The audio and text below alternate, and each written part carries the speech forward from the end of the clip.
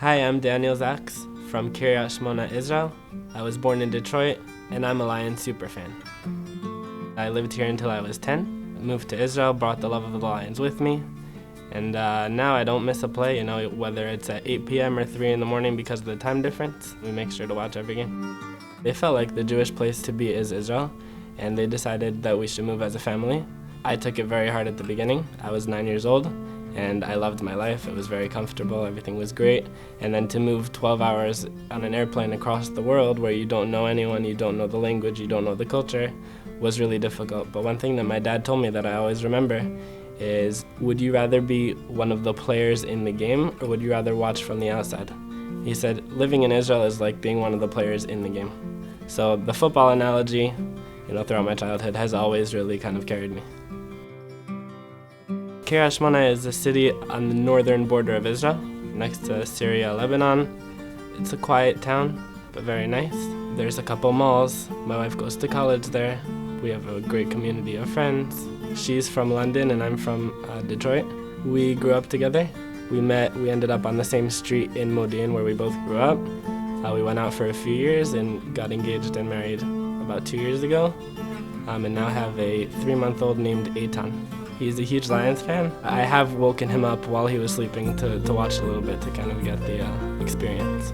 We went to my parents' house and we were watching. I was watching with my dad, and she was holding our baby Eitan, and Eitan had fallen asleep. So I asked for Eitan. I needed to wake him up to show him what the Lions are. It was one of the first games of the year.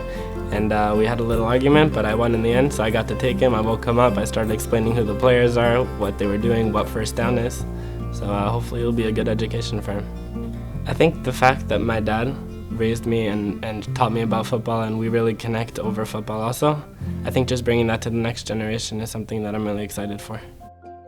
When my parents told me we were moving to Israel, I was a little bit nervous about it because you're going to a new place with a new culture, a new language and all of that. And I loved Detroit, I loved my friends, I loved watching the Lions. And it was a little bit difficult. And once I kind of brought Detroit with me, I was kind of calmer. So I was wearing the Detroit t-shirts and I was still part of it.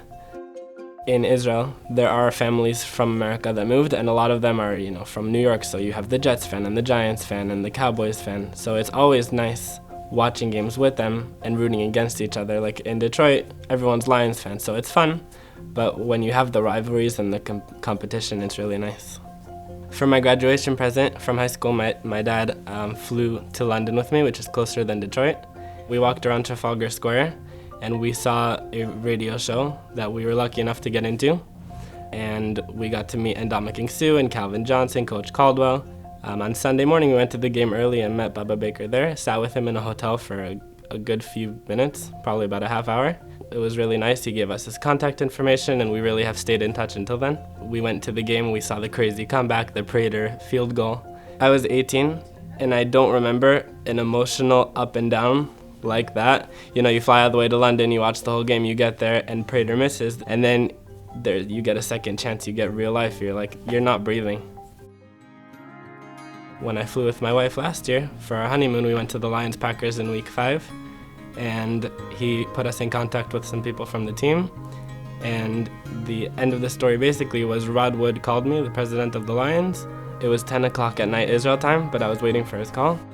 And he told me that he's very happy that we're Lions fans, and that he wanted to personally invite us to come on the sidelines and be in the tunnel with the team. And then we started talking a little football. It was really nice.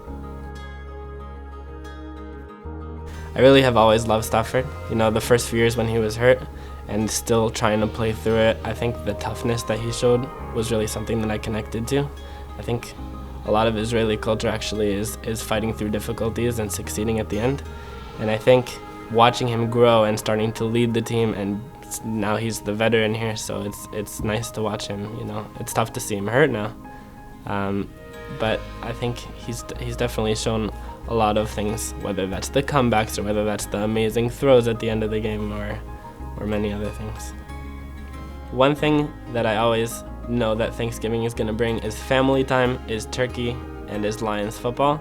The main difference from here is we would always do a lunch and watch the Lions at 12:30, and now it's dinner in Israel because of the 7-hour difference. So we're doing a dinner, watching the game at 7:30, and it's really nice. I think Thanksgiving is actually one of the things from American culture that is really important to me. Just the act of showing gratitude and thankfulness for all the different things is really a solid thing to do. I think the passion that I feel while watching the Lions or while reading about what's going on during the week on Twitter, things like that, is something that I would want people to remember. And the fact that I was able to somehow get into an interview with Calvin Johnson and Dominic King, somehow get onto the field for the Packers and Lions game, somehow come to this interview, and just kind of be opportunistic, I think. And I think that's what the Lions need to be doing also, is being opportunistic with the different opportunities that show up.